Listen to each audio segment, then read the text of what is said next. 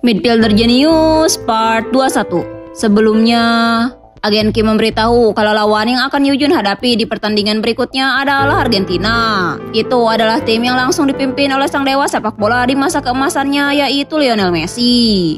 Beberapa waktu kemudian, akhirnya tiba hari pertandingan melawan Argentina.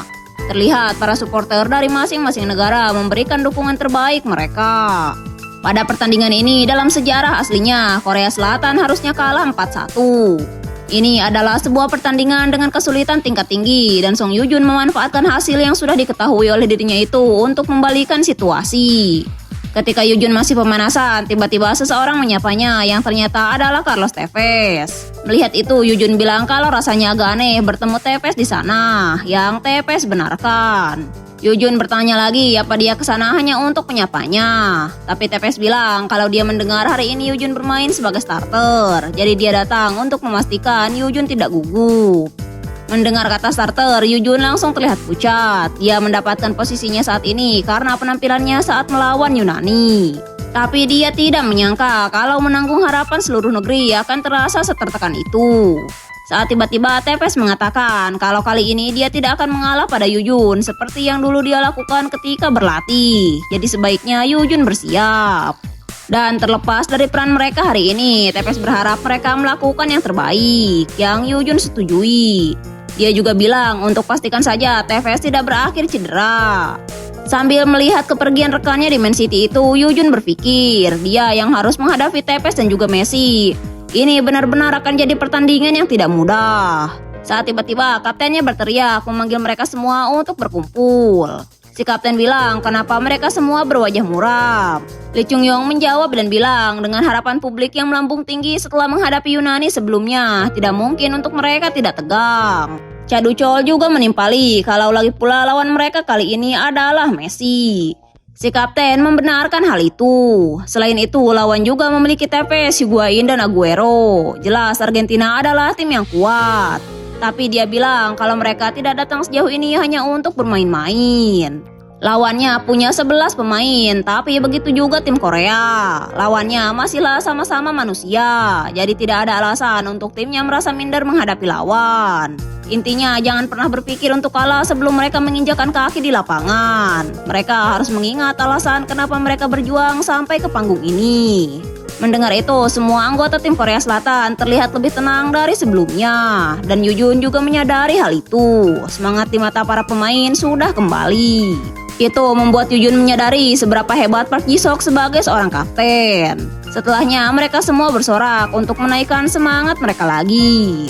Sekarang mereka harus berjuang untuk melawan Messi dan timnya sekuat tenaga. 5 menit kemudian, Yujun yang sedang berlari di lapangan berpikir kalau Argentina memang jago, tapi bukan berarti mereka tidak bisa dijangkau. Saat itu Yujun yang menerima operan dari rekannya, begitu menerima bola, dia langsung mendapati kemunculan zona emas. Yujun menendang bola itu menuju tempat di mana zona emas berada. Semua orang yang melihatnya bertanya-tanya bisakah Yujun mengulangi lagi keajaiban yang dia buat saat melawan Yunani sebelumnya. Sementara itu, Yujun yang melihat pergerakan bola sudah sangat yakin kalau bola itu pasti masuk. Tapi tiba-tiba saja dari balik zona emas muncul Messi yang langsung mengarahkan kakinya untuk menghentikan pergerakan bola. Yujun sendiri tidak menyangka dengan hal itu. Messi berhasil memotong bola itu tepat di depan gawang dan zona emas pun menghilang. Melihat itu, Ji-sok langsung menyuruh rekan-rekannya untuk bersiap menghadang lawan. Saat itu, Lee Yong-so maju mencoba menghentikan Messi. Tapi dengan pergerakannya yang luar biasa, Messi berhasil menghindari hadangan Yong-so dengan mudah. Tidak berhenti di sana, Ki Song-guk datang untuk melakukan cover. Saat itu, Song-guk melihat kalau pusat gravitasi Messi bergeser ke kiri. Jadi Song-guk berpikir kalau dia akan bergerak ke kanan sebelum lawan menendang bolanya. Tapi begitu Song-guk selesai memperhitungkan gerakannya, Messi sudah lolos begitu saja dari penjagaannya. Song-guk sampai terdiam di tempat, padahal dia sangat yakin kalau timingnya benar-benar pas. Saat itu, para bek pemain Korea Selatan berhasil mundur ke belakang selagi pemain lainnya mengulur waktu. Mereka harus bisa menghentikan Messi di sana. Kalau tidak, itu akan sangat berbahaya. Tapi tentu saja Messi tidak menyia-nyiakan kesempatan yang sudah dia buat. Dia maju menusuk masuk dengan agresif. Sekarang yang tersisa tinggal 1-1 antara Messi dan kiper Korea Selatan. Messi langsung menendang bola itu dengan kuat dan bola itu berhasil menjebol gawang masuk Korea Selatan dengan mudah seolah-olah tanpa perlawanan. Gol itu menjadi gol pembuka untuk Argentina. Lionel Messi berhasil mencetak gol dengan menggiring bola dari satu sisi ke sisi lainnya hanya sendirian. Di sisi lain, Yujun menyaksikan semua itu benar-benar merasa heran. Apa semua ini terjadi hanya karena mereka kehilangan bola sekali? Dan juga berapa banyak pemain yang berhasil dilewati oleh Messi seorang diri. Meski begitu, Yujun tetap tenang karena zonanya masih bisa muncul. Jadi bukan berarti tidak ada harapan sama sekali. Yujun juga berpikir kalau operannya sedikit lebih cepat, bahkan Messi pun gak akan bisa memotongnya dan timnya pasti bisa mencetak gol. Jadi akan Yujun pastikan selanjutnya dia memberikan operan yang jauh lebih cepat. Tapi beberapa waktu kemudian Yujun dibuat tercengang karena lagi-lagi operannya menuju zona emas berhasil dihentikan oleh Messi. Padahal Yujun yakin sudah menendang bolanya tepat saat zonanya muncul. Tapi entah kenapa Messi bisa muncul lagi di sana dan menghentikan bolanya. Yujun yakin ini bukanlah sebuah kebetulan. Messi pasti tahu kemana arah bolanya bergerak. Saat itu Messi yang berhasil mencuri bola dari Korea Selatan lagi-lagi menggiring bolanya sendirian dan berakhir dengan sebuah gol kedua. Para pemain Korea Selatan sampai dibuat tidak bisa berkata-kata. Messi berhasil mencetak gol keduanya hanya dalam waktu 16 menit. Pertandingan kembali dimulai dari sisi Korea Selatan. Sementara itu Yujun berpikir kalau dia tahu Messi itu pemain yang luar biasa. Tapi untuk sampai tahu kemana dan kapan Yujun akan mengoper, itu benar-benar gila. Saat tiba-tiba Ducol berteriak meminta umpan dan pada saat yang sama zona emas juga muncul di depannya. Melihat itu Yujun berpikir kalau ini kesempatan yang sempurna, apalagi saat ini Messi juga berdiri di dekatnya. Jadi kali ini dia pasti bisa. Tapi tepat saat Yujun akan menendang bola itu, dia seperti merasakan sebuah tekanan yang luar biasa. Hal itu membuat Yujun menghentikan tendangannya di tengah-tengah. Dan tanpa dia sadari kalau Messi sudah berpindah posisi mendekati Ducol dalam waktu singkat. Pada saat itu, Tevez tiba-tiba muncul di samping Yujun dan bilang, bukankah dia memegang bolanya terlalu lama? Saat Yujun berpikir kalau dia harus segera mengalirkan bola itu, dia baru sadar kalau tidak ada satupun pemain yang bebas untuk menerima bola. Yujun berpikir kemana semua pemainnya, dan saat itulah dia menyadari kalau semua pemain Korea fokus untuk menahan pergerakan Messi. Melihat itu, Yujun sekali lagi menyadari seberapa berbahaya dan cerdasnya permainan Messi.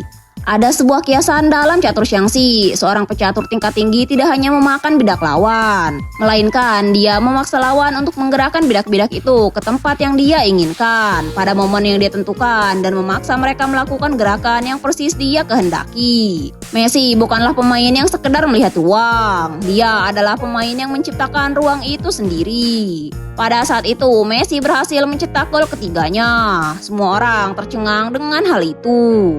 Sementara Argentina merayakan hat-trick yang berhasil dicetak oleh pemain unggulan mereka. Di sisi lain, untuk pertama kalinya Song Yujun merasakan keberadaan sebuah dinding yang tidak bisa tertembus. Ini bukanlah sesuatu yang bisa dijembatani oleh usaha maupun pengalaman. Sebuah ranah yang benar-benar di luar jangkauannya. Dan Lionel Messi berdiri tepat di ranah itu. Beberapa saat kemudian, istirahat babak pertama di locker room tim Korea Selatan. Terlihat semua pemain yang kelelahan.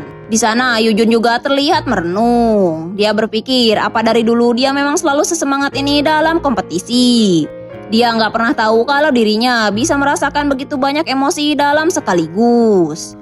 Mengingat Messi, yang Yujun rasakan adalah sebuah kekaguman, terpukul, takjub mendebarkan. Dan sebagai kontras yang tajam, ada juga rasa cemburu, iri, jengkel, dan amarah.